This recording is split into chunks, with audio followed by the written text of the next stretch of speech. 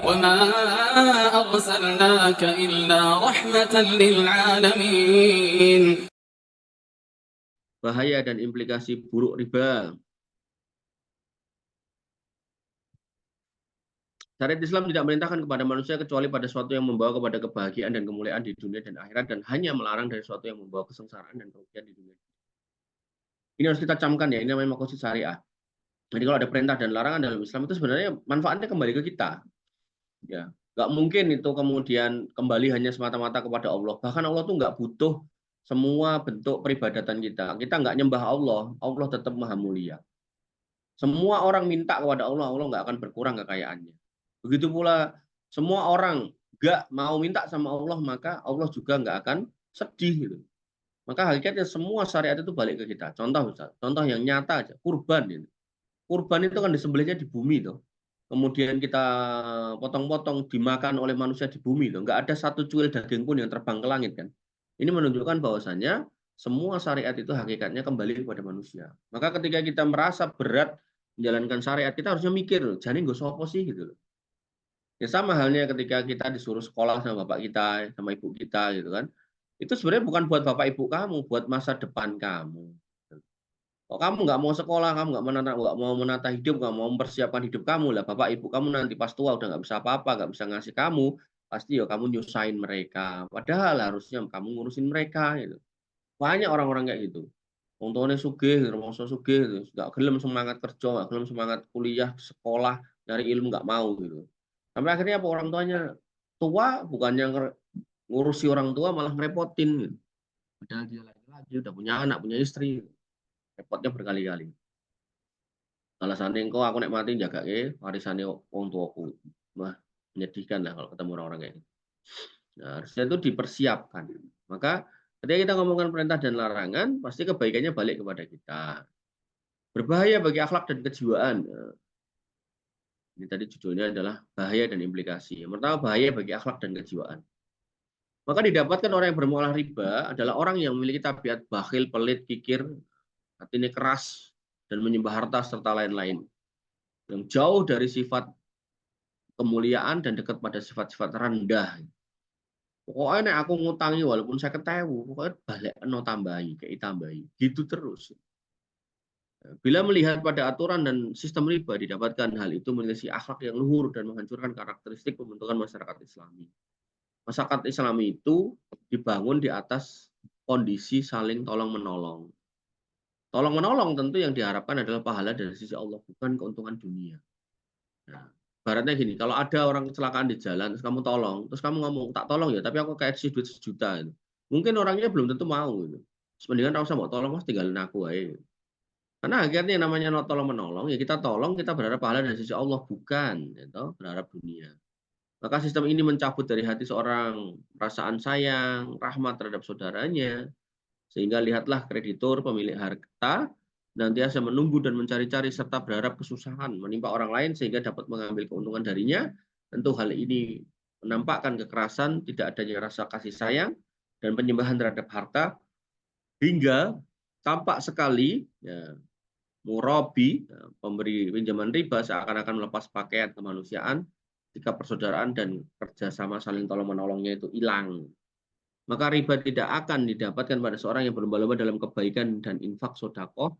Berbuat baik pun tidak ada pada masyarakat ribawi. Hal ini karena pelaku riba atau murabinya mencari celah kebutuhan manusia dan memakan harta mereka dengan batil. Ini merupakan dosa besar yang diberitakan Allah dan Rasulnya. Di antara dalil adalah ayat-ayat riba yang selalu didahului atau diikuti dengan kata anjuran berinfak dan sedekah. Bahaya yang kedua, bahaya untuk masyarakat dan sosial. Riba memiliki implikasi buruk terhadap sosial kemasyarakatan karena masyarakat yang bermuamalah riba tidak akan terjadi adanya saling bantu-bantu. Andainya ada pun karena berharap sesuatu di baliknya sehingga orang kaya akan melawan dan menganiaya orang yang tidak punya. Kemudian dapat menumbuhkan kedengkian dan kebencian di masing-masing masyarakat. Demikian juga menjadi sebab tersebarnya kejahatan dan penyakit jiwa. Hal ini disebabkan karena individu masyarakat yang bermuamalah dengan riba bermuamalah dengan sistem menang sendiri dan tidak membantu yang lainnya kecuali dengan imbalan keuntungan tertentu. Sehingga kesulitan dan kesempitan orang lain menjadi kesempatan. Jadi kesulitan, kesempitan justru dianggap kesempatan. Wih, jika lagi butuh, bojone lagi operasi, kasih pinjaman. Balik ke semene ya kepepet, namanya kepepet ya mau lah. Ya justru mengambil keuntungan untuk mengembangkan hartanya dan mengambil manfaat sesuai hitungannya. Tentunya ini akan memutus dan menghilangkan persaudaraan dan saling gotong royong dan menimbulkan kebencian dan permusuhan di antara masyarakat. Seorang dokter ahli penyakit dalam bernama Dr. Abdul Aziz Ismail dalam kitabnya berjudul Islam buat Tib Al-Hadis Islam dan Kedokteran Modern menyatakan bahwa riba adalah sebab dalam banyaknya penyakit jantung. Jadi riba potensi penyakit jantung. Allah Ta'ala. Bahaya terhadap perekonomian, krisis ekonomi menimpa dunia bersumber secara umum pada utang-utang riba yang berlipat-lipat.